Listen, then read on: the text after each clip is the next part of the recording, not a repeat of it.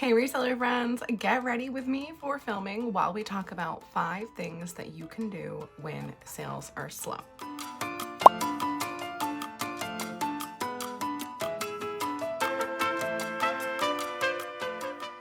So we all know that sales are very slow right now.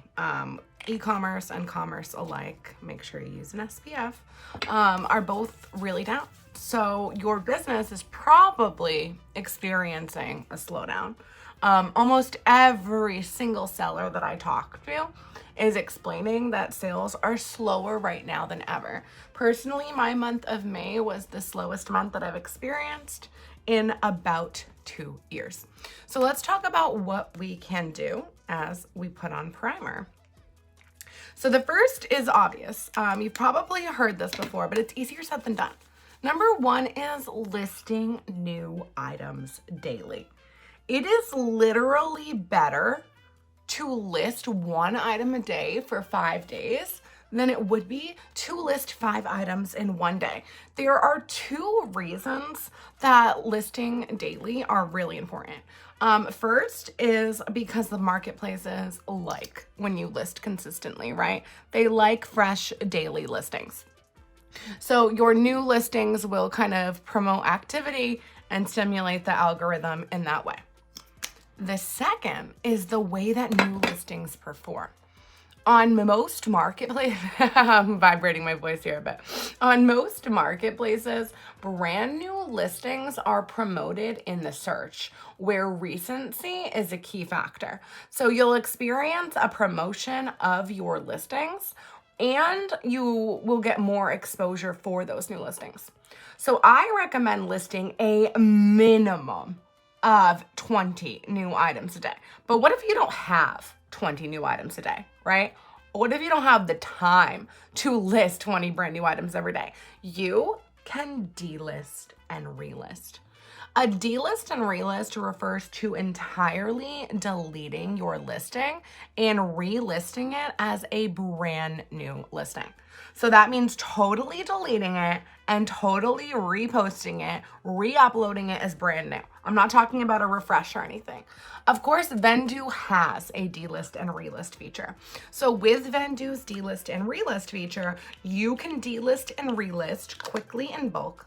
Love this NARS foundation. You can delist and relist quickly in bulk and have brand new daily listings everywhere that you sell with just a few clicks. So you'll be able to reach that 20 or exceed that 20 in absolutely no time.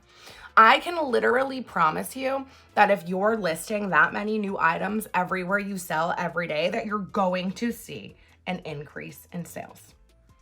All right, the second is to truly utilize all of the tools that are available on the marketplaces where you sell, right? So on Poshmark, that's sharing. Are we sharing 10,000 a day? Okay. On Depop, that might be boosting. On Grailed, that's bumping. On Depop, you also have refreshing. On Etsy and eBay, you have optional paid promotions. All of these tools will help you to generate sales. So using the tools consistently and in the maximum way that are already provided to you on the marketplace, don't forget the neck ever, is one of the best ways to promote sales activity. Again, it's all about consistency. If you do these things, but you do them, once, twice a week, every couple days, it's not going to have the same effect as if you're actually doing these things daily. So making a consistent daily checklist of things to do is really important because for 1, you'll do them. And for 2, you'll be able to measure your results.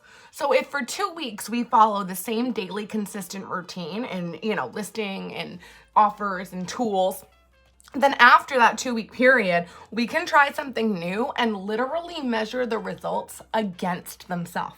And that is huge. So number 2, again, is just to use the tools available. Number 3, and this might sound obvious too, is to send offers to likers. And I mean every single liker. And I mean as soon as possible after the like. So as soon as you're getting the like, as soon as humanly possible, while they are still on their phone, before your notification gets lost in a sea of notifications, that is the best time to send an offer. On some marketplaces, you can do this in bulk or you can automate this, but the idea is to send offers after each like. In addition to sending offers after each like, I recommend that you periodically, maybe weekly, for example, also send bulk offers at a larger percentage than you were sending the offers after each like. Okay, so say you're sending a 15% offer after each like, right? Offers to likers instantly, which I do recommend that you do at least 15 because no one's getting out of bed for 10%. Say you're doing that after each like. That's perfect. Coming in with the Kat Von D Shade and Light. I love this contour palette. It is a powder, but they have a cream as well, by the way. In addition to sending those, let's say 15% offers after each, like maybe once a week, you also send a bigger discount. The biggest one that you can reasonably afford, right? Allowing room for profit, for counter offers, for future price drops, for future offers. But of course, the best deals that you can offer will lead to the best sales, especially at this time. And that actually brings me to number 4. And number 4 is to perhaps, if you can swing it, consider lowering your margins, okay?